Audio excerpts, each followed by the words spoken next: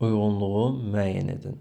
Hülakülər dövlətinin mövcudluğu dövrü. Hülakülər dövləti 1258-ci ildən 1357-ci ilə qədər mövcud olubdur. İndi isə baxırıq.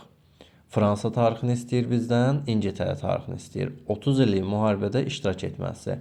Bu yanlışdır. Çünki 30 illik müharibə 1618-48-ci illərdə olubdur və həmin dövrə düşmür. A-nı variantlardan da dərhal ixtisar edirik. Davam edək. İlk dəfə baş ştatların çağırılması 1302-ci ildir.